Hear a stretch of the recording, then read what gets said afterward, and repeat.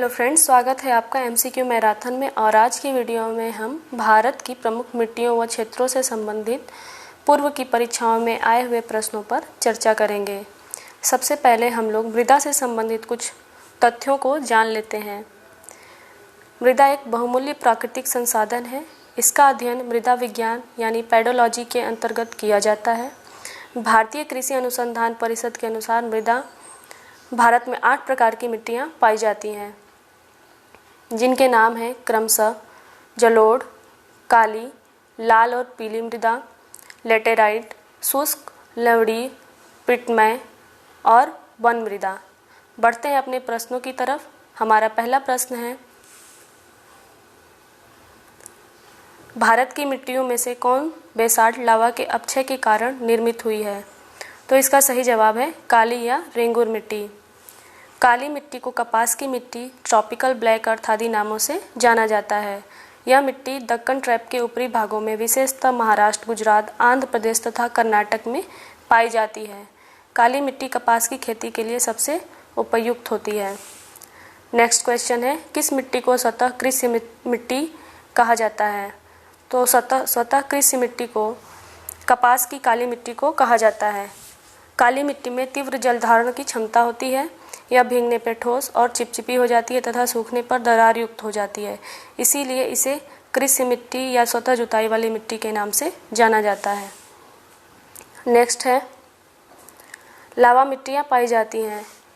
लावा मिट्टियाँ मालवा के पठारों में पाई जाती हैं।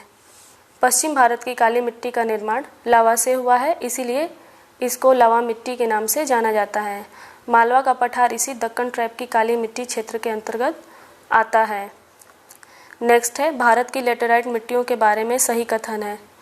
ये लाल रंग की होती हैं और इन मिट्टियों में टैपियोका और काजू की अच्छी उपज होती है। लेटेराइट मिट्टी का रंग लाल लोहे के ऑक्साइड के कारण होता है। यह मिट्टी सामान्यतः लौह तथा एल्युमिनियम में समृद्ध होती है। इस मिट्टी का सर्वाधिक विकास केरल, महाराष्ट्र, मेघालय, उड़ीसा, छोटा नागपुर के पठार, पूर्वी तमिलनाडु तथा पश्चिमी घाट के पर्वतीय क्षेत्रों में पाई जाती हैं।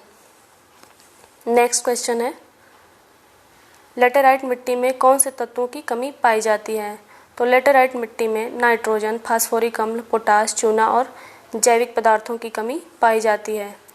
यह प्रायः कम उर्वरता वाली मिट्टियां हैं और उर्वरकों के प्रयोग से इनमें कपास, चावल, रागी, गन्ना, चाय, कहवा, दाल और काजू आदि की कृषि की जाती है। भारत में सबसे अधिक उपजाऊ मृदा कौन सी है?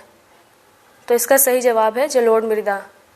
नदियों द्वारा लाई गई मिट्टी को जलोढ़ मृदा के नाम से जाना जाता है। जलोढ़ मिट्टी में नई जलोढ़ मिट्टी को खादर के नाम से व पुरानी को बांगर के नाम से जाना जाता है। नेक्स्ट है, भारत में सबसे बड़ा मिट्टी का वर्ग है जलोढ़ या दोमट मिट्टी का। यह मिट्टी देश के कुल क्षेत्रफल के लगभग 40% भाग यानी 15 लाख वर्ग किमी क्षेत्र पर फैला है। यह मिट्टी पंजाब से असम तक के विशाल मैदानी भागों के साथ ही साथ नर्मदा, ताप्ती महानदी, गोदावरी, कृष्णा और कावेरी की घाटियों एवं केरल के तटवर्ती भागों में फैली हुई है। नेक्स्ट है, कौन सी फसल मृदा को नाइट्रोजन से भरपूर कर देती है? तो इसका सही जवाब है मटर। दलहनी फसलें वायुमंडलीय नाइट्रोजन स्थिरीकरण के द्वारा मृदा को नाइट्रोजन से भरपूर कर देती हैं।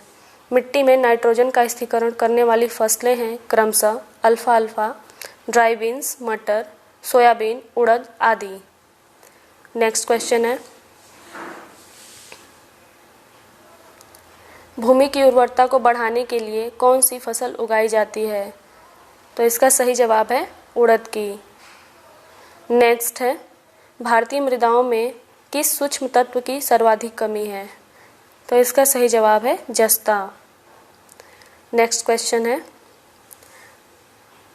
भारत में सर्वाधिक क्षारीय क्षेत्र पाया जाता है उत्तर प्रदेश राज्य में। लवण प्रभावित मृदाओं का सर्वाधिक क्षेत्रफल वाला राज्य है।